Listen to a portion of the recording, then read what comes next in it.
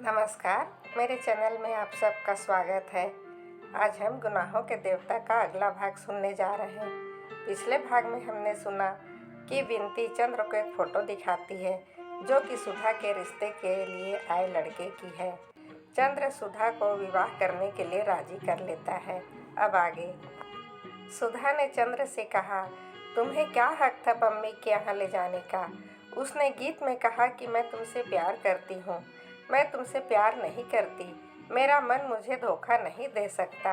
मैं तुमसे सिर्फ जाने क्या करती हूँ। फिर पम्मी ने ऐसी बातें क्यों कही। मेरे रोम रोम में ज्वाला सा धधक उठता है ऐसी बातें सुनकर। तुम पम्मी के यहाँ क्यों ले गए थे। तुम खुद गई थी सुधा, चंदर बोला। तो तुम रोक नहीं सकते थे। तुम रोक देते तो मैं नहीं जाती। तुम हाथ पकड़ लेते मेरा। तुम डांट देते। तुमने क्यों नहीं डांटा। एक ही दिन में इतनी गैर हो गई हो। तुम क्यों चले आए हो। चले जाओ यहाँ से। मैं कहती हूँ चले जाओ। दांत पीसकर सुधा बोली। सुधा, मैं तुम्हारी बोली नहीं सुनना चाहती। जाते हो कि नहीं। और सुधा ने अपने माथे पर से उठाकर आइस बैग फेंक दिया। बिनती चौंक उठी। चंदर भी चौंक उठा। उसने मुड़कर सुधा की ओर देखा।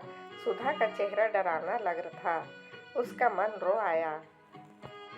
वह उठा, क्षण भर सुधा की ओर देखता रहा और धीरे धीरे कमरे से बाहर निकल गया।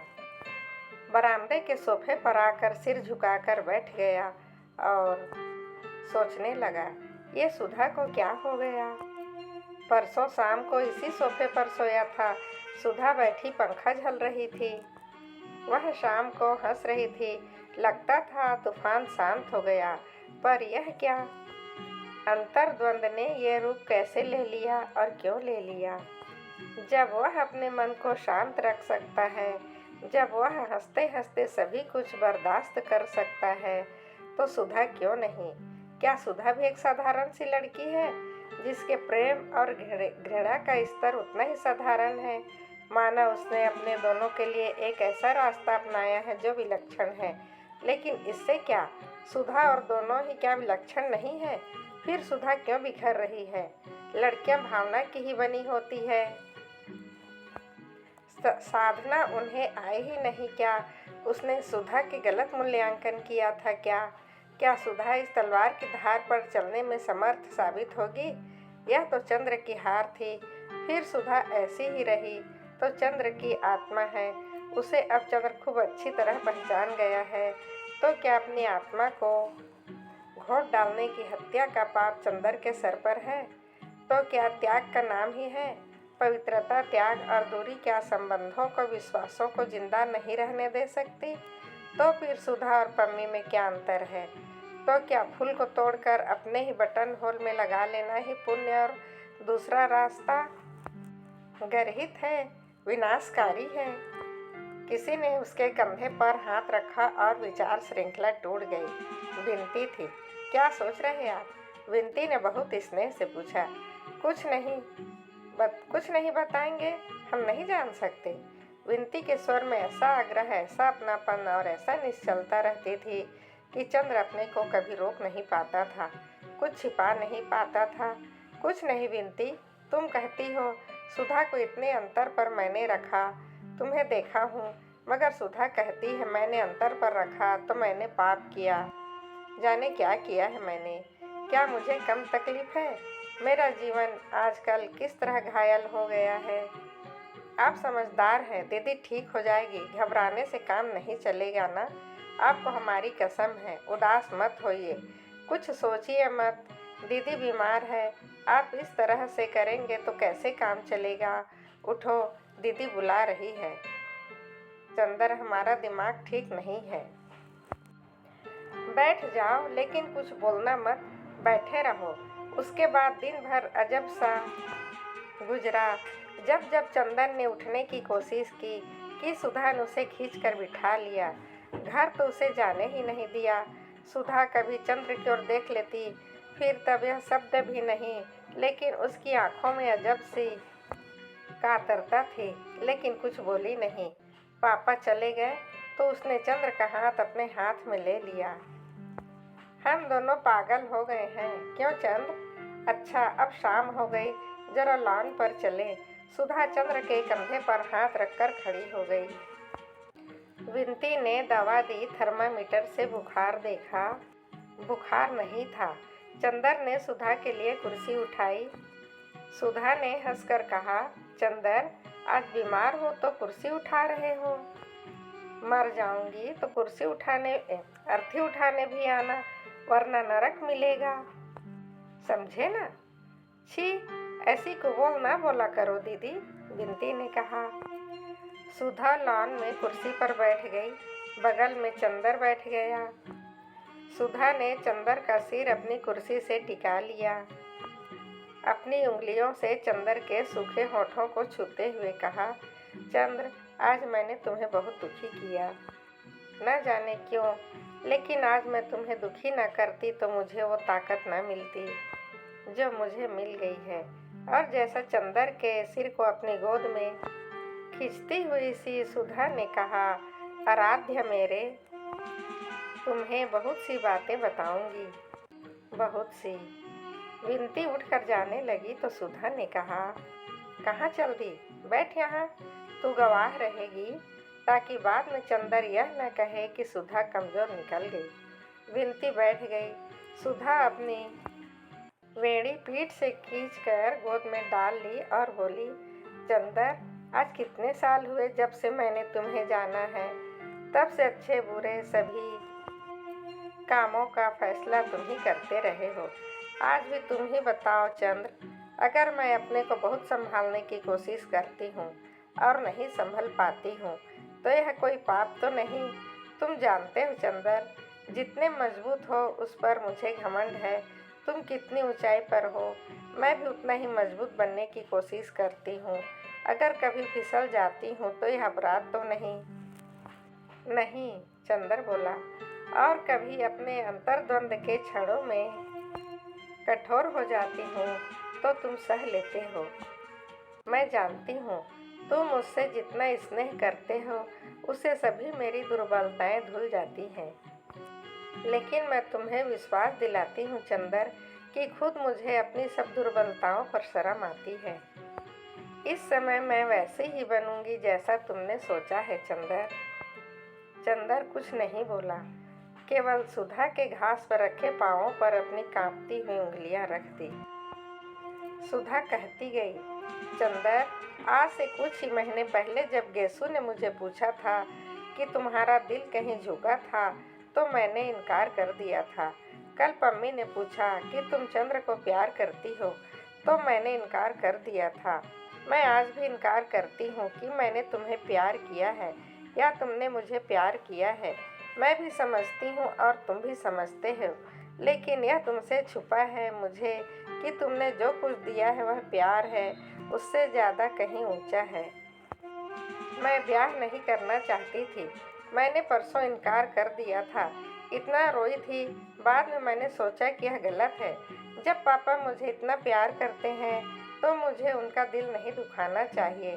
पर मन के अंदर जो खींच थी, जो उड़ान थी, वह कहानी दूर करती, वह मैं अपने पर उतार देना चाहती थी।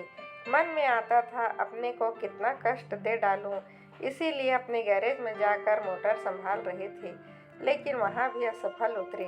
जिसको मैंने अपने से बढ़कर माना वह खींच तुम पर उतारी। सुधा मुस्करा कर बोली, ऐसे मत देखो, यह मत समझो कि अपने आज के व्यवहार के लिए मैं तुमसे क्षमा मांगूंगी। मैं जानती हूँ मांगने से तुम दुखी भी होगे और डांटोगे भी। मैं जानती हूँ मुझे कितना संभल कर चलना है।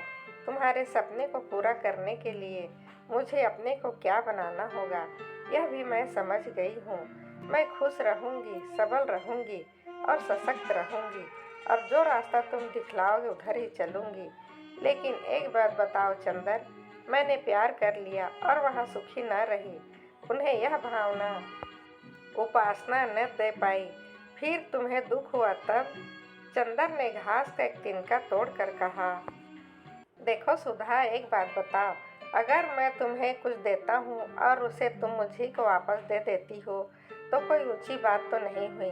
अगर मैंने तुम्हें सचमुच ही स्नेह पवित्रता जो कुछ भी दिया है उसे तुम सभी के जीवन में ही क्यों नहीं प्रतिफलित कर सकती। जो तुम्हारे जीवन में आते हैं, चाहे वह पति ही क्यों न हो, तुम्हारे मन के अच्छा स्नेह भंडार के उपयोग में इतनी कृपणता क्यों है। मेरा सपना कुछ और ही है सुधा। आज तक तुम्हारे सांसों की अमृत ने ही मुझे यह सामर्थ्य दी कि मैं अपने जीवन में कुछ कर सकूं, और मैं भी यही चाहता हूं कि मैं तुम्हें वह स्नेह दूं जो कभी घटे ही ना। जितना बांटो उतना ही बढ़े, इतना मुझे विश्वास है कि तुम यदि इसमें की बूंद दो तो मनुष्य क्या से क्या हो सकता है। अगर वही स्नेह रहेगा तो तुम्हारे पति को कभी असंतोष क्यों हो सकता है। और फिर कैलाश तो इतना अच्छा लड़का है और उसका जीवन इतना ऊंचा है कि तुम उसकी ज़िंदगी में ऐसे लोगों की जैसे अंगूठी में हीरा। और जहाँ तक तुम्हारा अपना सवाल है, मैं तुमसे भीख मांगता हूँ कि अपना सब कुछ खोकर भी अगर मुझे कोई संतोष रहेगा तो यह देख कर कि मेरी सुधा अपने जीवन में कितनी ऊंची है। मैं तुमसे इस विश्वास की भीख मांगता हूँ। छी, मुझसे बड़े हो चंदर, ऐसी बात नहीं कहते। लेकिन एक बात है, मैं जानती हूँ कि मैं चंद्रमा हूँ, सूर्य के किरण से ही जिसमें चमक आती है। तुमने जैसे आज तक मुझे संवारा है, आगे भी तुम अपनी रोशनी अगर मेरी आत्मा में भरते रहे तो मैं अपना भविष्य भी नहीं पहचान सकूंगी। समझे? समझा पगली कहीं की। थोड़ी देर चंद्र चुप बैठा रहा, फिर सुधा के पाँव से सिर टिकाकर बोला, परेशान कर डाला। 3 रोज से तो सूरत देखो कैसी निकल आई है, और बैसाखी को तो कुल 4 रोज रह गए। और अब दिमाग मत बिगाड़ना, वो लोग आते होंगे। बिनती, दवा ले आ। बिनती उठ कर गई तो सुधा बोली, हटो, अब हम घास पर बैठेंगे। और वह घास पर बैठकर बोली, लेकिन एक बात है, आज से लेकर ब्याह तक तुम हर अवसर पर हमारे सामने रहना। जो कहोगे वह हम करते जाएंगे। हाँ, हम जानते हैं, चंदर ने कहा और कुछ दूर हटकर लेट गया और आकाश की ओर देखने लगा। शाम हो गई थी और दिन भर की उड़ी हुई धूल अब कुछ बैठ गई थी। आकाश के बादल ठहरे हुए थे और उस पर कुछ अरुणाई झलक रही थी। एक दुरंगी पतंग बहुत ऊंचे पर उड़ रही थी। चंदर का मन भारी था, हालांकि जो तूफान परसों उठा था वह खत्म हो गया था, लेकिन चंदर का मन अभी भी मरा मरा हुआ सा था। वह चुपचाप लेटा रहा और सोचता रहा। बिनती दवा और पानी ले आई। दवा पीकर सुधा बोली, क्यों चुप क्यों हो चंदर? कोई बात नहीं, फिर बोलते क्यों नहीं? देखा बिनती, अभी अभी क्या कह रहे थे, अब देखो इन्हें। सुधा बोली, हम अभी बताते हैं इन्हें। बिनती बोली और गिलास में थोड़ा सा पानी लेकर चंदर के ऊपर फेंक दिया। चंदर चौंक कर उठ बैठा और बिगड़ कर बोला, यह क्या बदतमीजी है? अपनी दीदी को यह सब दुलार दिखाया करो। तो क्यों पड़े थे ऐसे? बात करेंगे ऋषि मुनियों जैसे और उदास रहेंगे बच्चों की तरह। वाह रे चंद्र बाबू, बिनती ने हंसकर कहा। दीदी, ठीक किया ना मैंने? बिल्कुल ठीक। इतने में डॉक्टर शुक्ला आए और बोले, सुधा के माथे पर हाथ रखकर देखा और बोला, अब ठीक है तू? हाँ पापा। बिनती, कल तुम्हारी माता जी आ रही हैं। अब बैसाखी की तैयारी करनी है। सुधा के जेठ आ रहे हैं और सास भी। सुधा चुपचाप उठकर चली गई। चंद, बिनती और डॉक्टर साहब बैठे उस दिन का बहुत सा कार्यक्रम बनाते रहे। अब आगे की कहानी सुनने के लिए बने रहिए हमारे चैनल पर। कहानी के साथ कमेंट कर दीजिए, सब्सक्राइब कर दीजिए, लाइक कर दीजिए। आपका दिन शुभ हो, मंगलमय हो। आप सदा हंसते रहें, मुस्कुराते रहें। राधे राधे, धन्यवाद।